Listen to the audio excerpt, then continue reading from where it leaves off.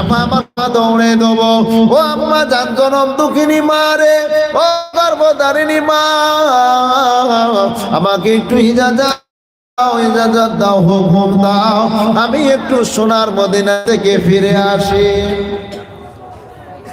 কে বলছে?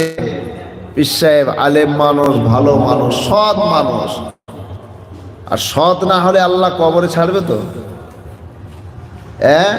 আমি প্রথমেই বলেছি, দুনিয়া হলো ধোঁকা পুঁজির জায়গা। আমরা দুনিয়ার আইন কানুন যেগুলো মেনে চলছে, আমাদের কবরে চলবে তো সে আইন? দুনিয়ায় বেঁচে থাকার জন্য কত কি দামি ক্রিম ব্যবহার করছে মুখ পরিষ্কার করার জন্য, মরে যাওয়ার পরে কাফনে দিবার আগে দিবে না কেন? ক্রিম লাগাবে না? আমার বাড়িতে তো ক্রিম আছে, কিনে এনে রেখেছি। কেন দিবে না বাপ? তাহলে দুনিয়ার আইন কবরে চলবে না, দুনিয়ার টাকা পয়সা কবরে চলবে না। চলবে? চলবে না। ঠিক কাজে যদি লাগিয়ে দিয়ে যান, চলে যাওয়ার পরে ধনী হোক, গরিব হোক, মিসকিন হোক, এতিম হোক, যেই ধরনেরই মানুষ হোক, আপনি আমি দুনিয়ায় বেঁচে থাকার কালীনে বড় বড় কোম্পানিতে গেছি, শপিং মলে গেছি, ব্র্যান্ডের দামি দামি জামা কাপড় পোশাক পরেছি, কিনতে যাওয়ার পরে যত বড়ই দামি মানুষ হোক, কালার কিন্তু সবার একই হবে, একটা ইউনিফর্ম, সেটা হলো কাফন। ঠিক না বেটে? হয়তো আপনি আপনার বাড়িতে আপনি বড় লোক, গরিব মানুষ এতিম মিসকিনকে তুলেন না, উঠতে দেন নাই, কিন্তু আপনার এমনও হতে পারে ওই মানুষটাই ফুরফুরার জমিনে দাফন হয়েছে, আর ওই দাফনের কবরই আপনাকে আবার দাফন দেওয়া হচ্ছে। ঠিক না বেটে? কোথায় আপনি? আমাদের ভয় তো উঠে গেছে, খৌফে ইলাহি, আল্লাহর ভয় উঠে গেছে। আল্লাহর ভয় থাকলে আল্লাহওয়ালা হয়ে যেতেন। এখন আল্লাহওয়ালা কোথায়? খুঁজতে খুঁজতে খুঁজতে খুঁজতে গঙ্গা নদী পার হয়ে যাবে। আছে, নেই যে তা নয়, কিন্তু তারা ধরা ছোঁয়া দিচ্ছে না, আমাদেরকে খুঁজতে হবে। খবরদার। আম্মাজানকে বলছেন আমায় ছাড়ে। আম্মাজান বলছেন, বাবা আমি তো বুড়ি মানুষ, না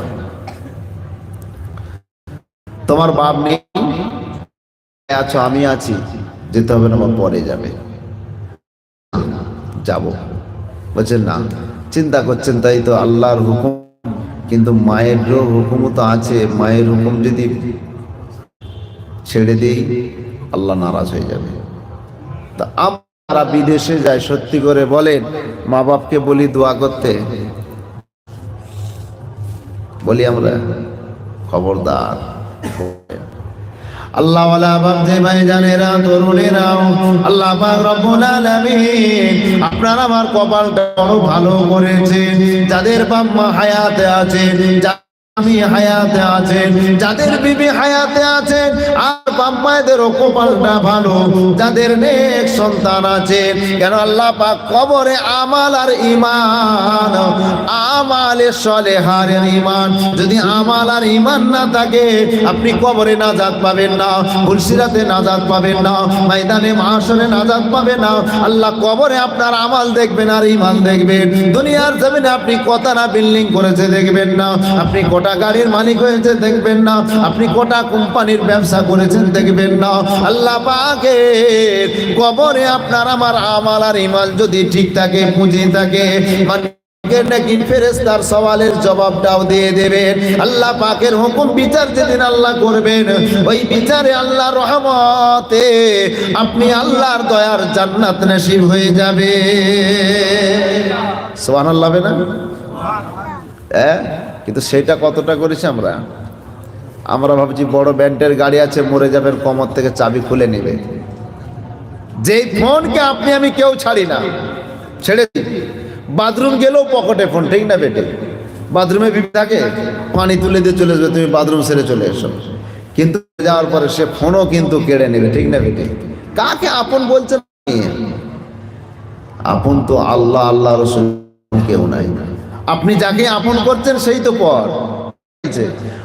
আল্লাহ তোমার দয়া বুঝেছি, বুঝেছি বহুদিন পর, আল্লাহ তোমার দয়া বুঝেছি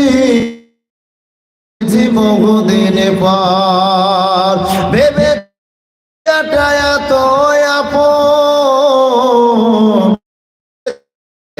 বেঁচে কাটায়